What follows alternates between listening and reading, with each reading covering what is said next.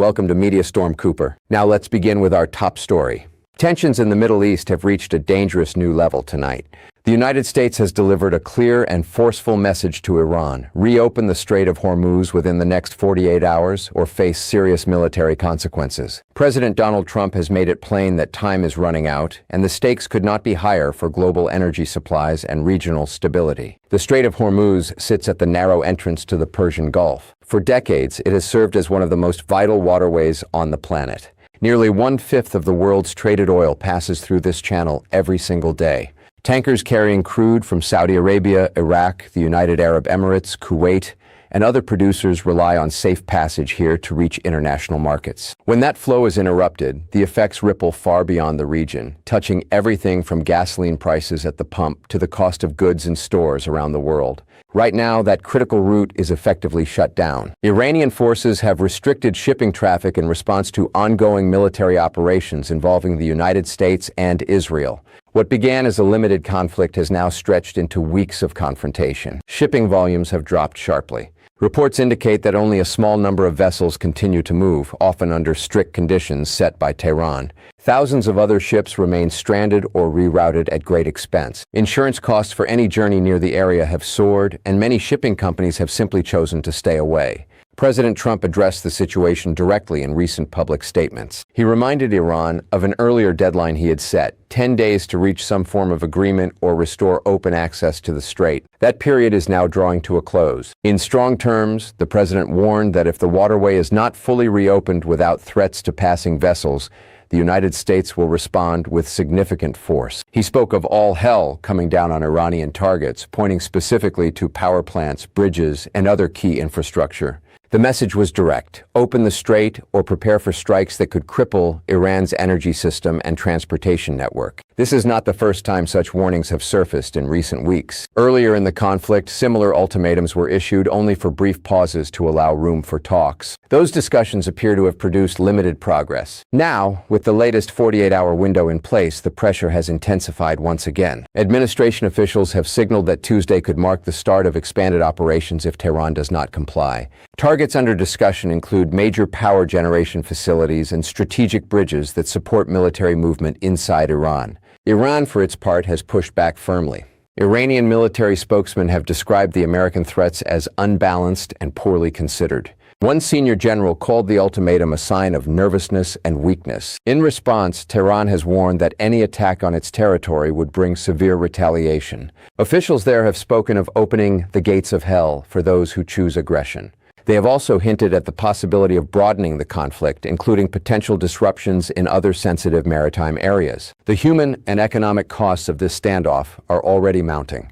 Oil prices have climbed steadily since the restrictions began. Markets are reacting with concern over possible longer-term shortages. Countries that depend heavily on Gulf oil, nations across Europe, Asia, and beyond, are feeling the strain. Some governments have quietly urged both sides to step back from the edge. Others have begun exploring alternative supply routes, though few can fully replace the volume that normally moves through Hormuz. Let's take a closer look at why this narrow stretch of water matters so much. At its widest point, the strait measures only about 21 miles across. The shipping lanes themselves are even narrower, leaving little room for error. Tankers must navigate carefully between Iranian waters on one side and Omani territory on the other. Mines, fast attack boats, and anti-ship missiles have all been part of the threat environment in past tensions.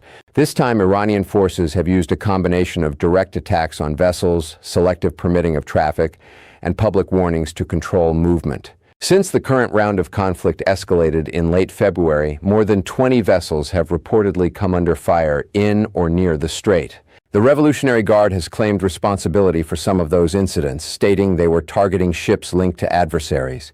The result has been a dramatic slowdown. Where once nearly 100 commercial ships might transit daily, the number has fallen to just a handful. Global energy analysts estimate that millions of barrels of oil per day are no longer reaching their intended destinations. That shortfall has pushed benchmark crude prices higher and raised fears of inflation in energy-dependent economies. The United States has responded with military moves of its own.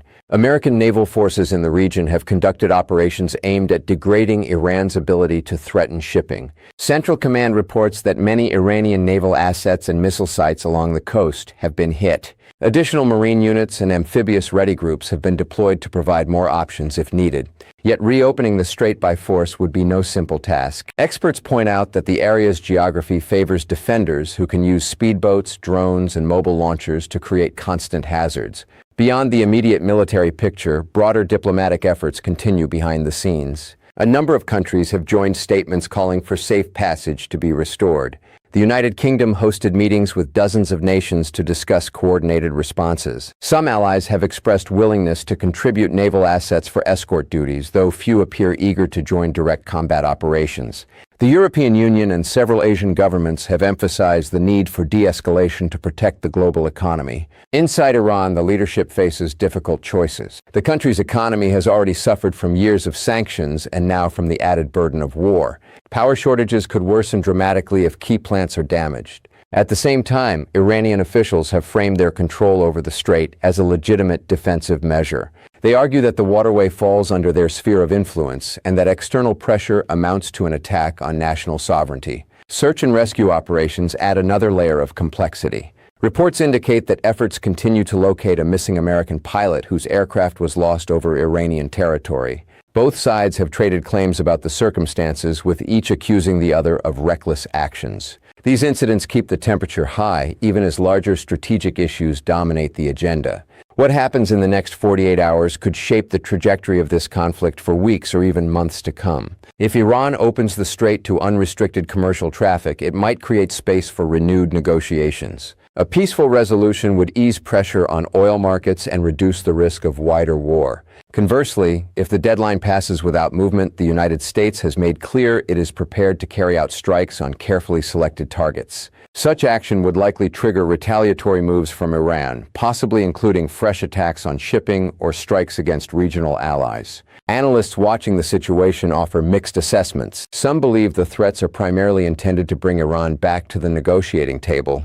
Others worry that miscalculation on either side could lead to rapid escalation. The presence of advanced weaponry, including drones and ballistic missiles, means that any exchange could quickly spread beyond the strait itself. For ordinary people far from the Gulf, the effects may already be noticeable. Higher fuel costs translate into more expensive transportation, heating, and manufacturing.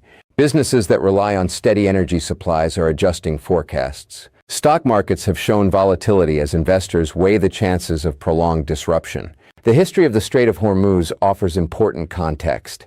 During the 1980s tanker war, both Iran and Iraq targeted commercial vessels in the region. The United States responded with naval escorts and limited strikes to protect shipping. Lessons from that period still influence planning today. Modern technology has changed the tools available, but the fundamental vulnerability of the choke point remains the same. President Trump has also spoken directly to America's allies. He has pointed out that the United States imports relatively little oil through the strait compared with Europe and Asia. In his view, nations that depend more heavily on these supplies should take greater responsibility for protecting them. Some observers see this as a call for burden sharing.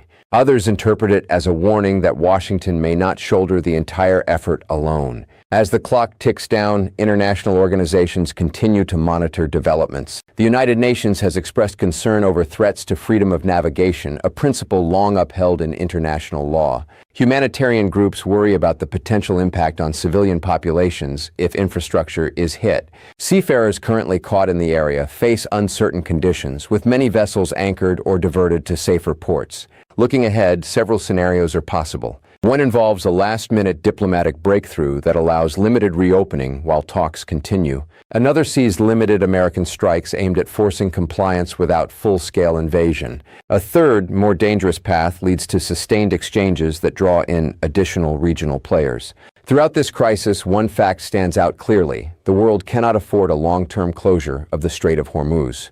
The economic consequences would be severe, and the risk of accidental escalation is real. Leaders on all sides carry heavy responsibility to weigh their next steps carefully. We will continue to follow this story closely as the 48-hour period unfolds. Updates will come as new information emerges from Washington, Tehran, and the waters of the Persian Gulf. For now, the message from the United States remains firm. The strait must open, and the time to act is short. This has been a special report on the escalating situation surrounding the Strait of Hormuz. Stay tuned for further analysis and developments.